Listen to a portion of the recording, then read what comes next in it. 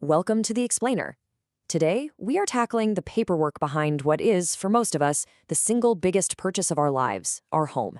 And we're going to get really specific about the key legal documents that secure a home loan right here in California. Think back to when you bought your home. You probably sat at a table, faced a mountain of paperwork, signed your name 100 times, and then you got the keys. But what did you actually sign? Because buried in that stack are the documents that define your rights and, more importantly, the lender's power if things ever go south. And understanding them is, believe me, absolutely crucial. So here's how we're going to break it down. First, we'll separate the idea of your promise to pay from the collateral itself. Then we're going to compare the two main security agreements used. After that, we'll walk through the two very different paths things can take if a borrower defaults. And finally, we'll tie it all together and explain what this all means for you, the homeowner. All right, let's dive right in. Every single real estate loan, no matter what, is built on two foundational pillars. They are two separate but totally connected documents. The first one is really simple. It's the promissory note. You can just think of this as the IOU. It is your personal, legally binding promise to repay the money you borrowed. That's it. It's the debt itself. But a simple promise isn't quite enough for a lender when we're talking about hundreds of thousands of dollars. That's where the second document comes in, the security instrument. This is the powerhouse. This is the legal tool that says, hey, if I don't honor my IOU, you, the lender, can take my house to get your money back. It's what makes your property the collateral for the loan.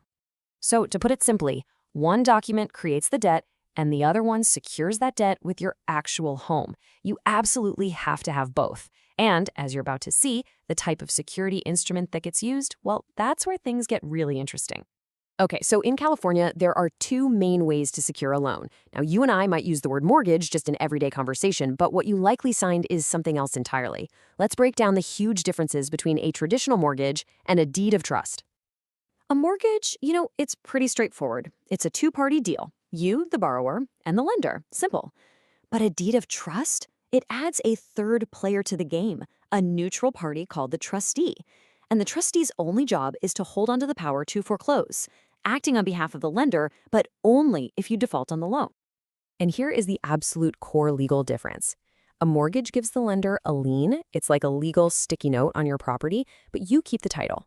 With a deed of trust, you actually technically transfer legal title to that neutral trustee.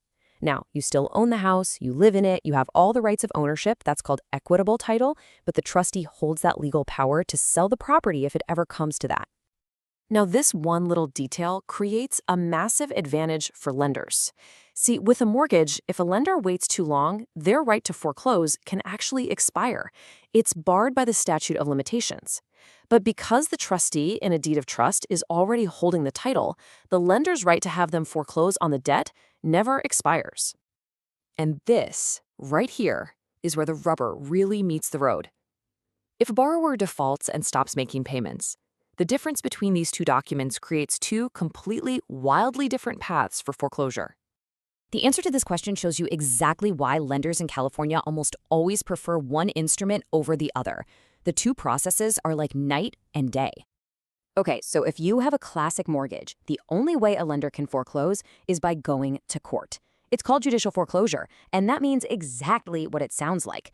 The lender has to file a lawsuit against you, go through a trial, get a judge to issue an order, and then have the sheriff conduct the sale. It is a full-blown, time-consuming, and public legal battle. But with a deed of trust, the lender has what's called a power of sale. They don't sue you, they just call up the trustee and tell them to start the process. And the trustee just follows a very strict out-of-court timeline that's set by state law. No judges, no lawsuits. It's a much faster and more direct process. This table really puts it all side by side. The key difference is, well, judicial foreclosure needs a court, so it's slow, sometimes taking years. A trustee's sale is fast. We're talking about 4 months minimum, and it happens completely outside the court system. But I want you to pay very close attention to that last line, deficiency judgment. That represents a huge, huge trade-off for you, the borrower. And we're going to get into that right now. So we've seen all the mechanics, right? But what does all of this actually mean for your rights, for your protections, and your risks as a homeowner here in California? Let's bring it all home. First things first, let's just get real for a second. If you have a home loan in California, it is almost a certainty that you signed a deed of trust. It has become the gold standard for lenders, and for a very simple reason. That faster, cheaper, out-of-court foreclosure process we just talked about. And this slide right here, this is the critical trade-off. This is what it all boils down to for you. With a deed of trust, yeah, you have less time to catch up on payments, and you completely lose the right to redeem or buy back your property after the foreclosure sale is over. When it's sold, it's sold. It's final. But, and this is a huge but, in exchange for giving up those rights, you get a massive protection. The lender cannot sue you for a deficiency judgment. That means if your house sells at auction for less than you owe, they can't come after you for the difference. This is the grand bargain of California real estate law. It's a balance. Lenders get a quick, predictable way to reclaim their collateral if things go wrong, and in return, borrowers are protected from being chased for more debt long after they've already lost their home. It's this balance of interest that has shaped the entire market. You know, understanding the document you signed isn't just some boring legal theory. It literally defines the timeline of a potential crisis. It spells out the rights you can exercise, and it determines the financial protections you have. It is the rule book for what is likely the single largest investment of your life, and knowing the rules is always the first step to playing the game wisely.